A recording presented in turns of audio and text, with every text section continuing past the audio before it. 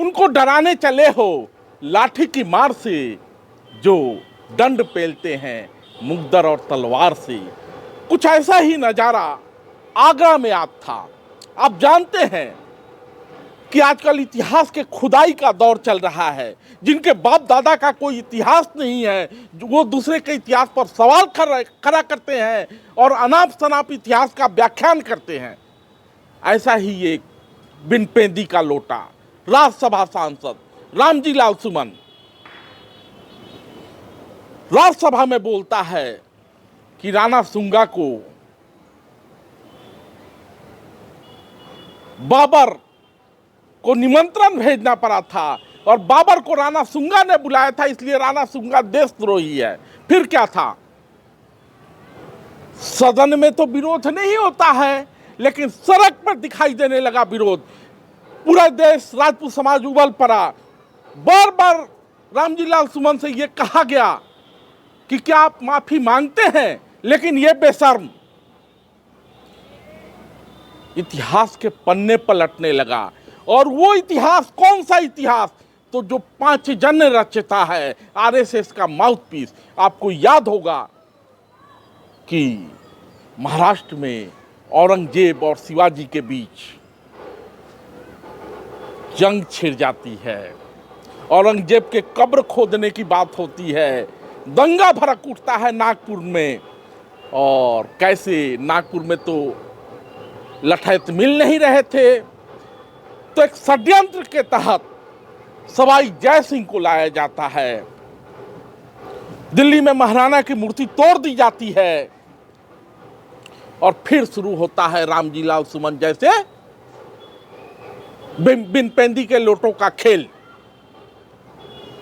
सदन में राणा सुंगा को देशद्रोही बताता है और उस बात को दोहराता भी है, ऐतिहासिक तथ्यों का हवाला देता है। कौन से ऐतिहासिक तथ्य? पांचजन्य रचित। और उसी के विरोध में राजपूत समाज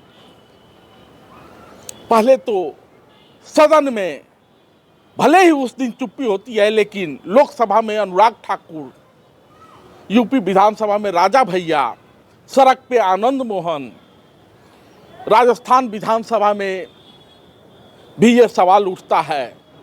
आज उसी सवाल को लेके रामजी लाल सुमन के घर पे क्षत्रिय समाज का धरना प्रदर्शन था। एक ही मांग थी, माफी मांगो। लेकिन राजपूत समाज का जमावड़ा होता है, पुलिसिया लाठी चार्ज होता है। रामजी लाल सुमन से कोई सवाल नहीं पूछ सकता क्योंकि वो चुना हुआ सांसद है। और उस पुलिसिया लाठी चार्ज में निहत्थों पर लाठियां बरसाई जाती है। उपेंद्र राणा, बीरू सिंह सरीखे लोग घायल हो जाते हैं। सब कुछ वीडियो फुटेज में है, लेकिन कोई बेशर्म रामजी लाल सुमन से सवाल नहीं कर सकता क्योंकि उसे सपा प्रमुख दिवंगत मुलायम सिंह यादव के पुत्र अखिलेश यादव का समर्थन प्राप्त है। बाबर को इस देश में बुलाने वाले राणा सांगा नहीं, इब्राहिम लोदी के सगे चाचा आलम खान लोदी थे और दौलत खान थे। राणा सांगा के बारे में इतिहासकारों ने कहा कि न केवल देश बल्कि दुनिया में इतना बड़ा पराक्रमी योद्धा शायद ही इतिहास में हुआ हो। उनकी तुलना नेपोलियन बोनापार्ट से की गई, जिनके बारे में किसी कवि ने कहा 80 घाव लगे थे तन में, फिर भी व्यथा नहीं थी मन में। एक आंख, एक हाथ, एक पांव गंवाने के बाद उन्होंने दर्जनों जीत दर्ज की और साधारण लोगों पर नहीं, गुजरात के सुल्तान को पराजित किया, खिलजी द्वितीय को पराजित किया, दो बार बियाना और खांडवा के मैदान में इब्राहिम लोदी को पराजित करके उनके बेटे को बंदी बना के मेवाड़ लाया। ऐसे थे राणा सांगा। और राणा सांगा के बारे में दूसरे एक कवि ने कहा, सेक रहा हो खड़े अस्त्र, रोटी नीचे कर भालों को, खोज रहा मेवाड़ आज फिर उन अल्हड़ मत वालों को। ऐसे महान पराक्रमी वीर शिरोमणि राष्ट्र नायक राणा सांगा के बारे में गद्दार कहने वाले को सभापति राज्यसभा को तुरंत एक्शन लेना चाहिए और उनकी मेमोरी खत्म करनी चाहिए। आगरा में रामजी लाल सुमन के आवास पर करनी सैनिकों का भयंकर जमावड़ा, भारी प्रदर्शन।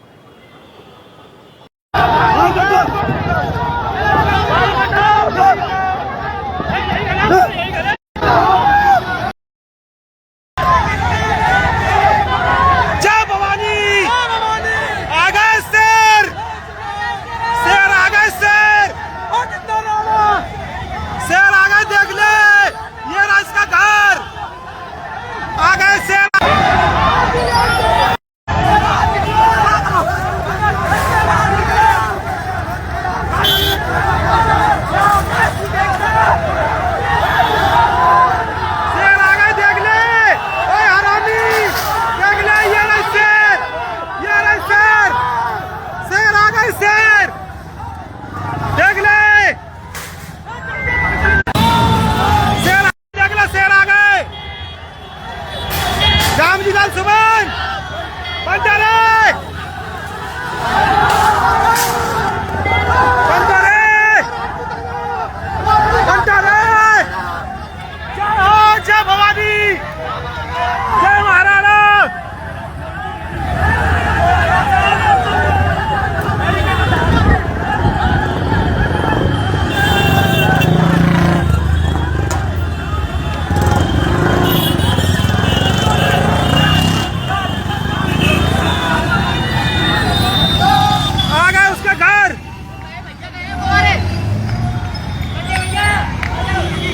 गाड़ी खड़ी है, गाड़ी रोड पे मेरी, अभी आ रहा हूँ।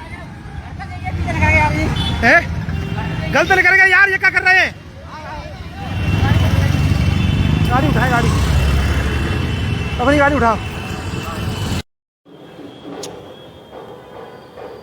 करनी सैनिकों पर पुलिसिया लाठी चार्ज और निहत्तों पर पुलिस डंडे बरसाती है योगी जी की पुलिस।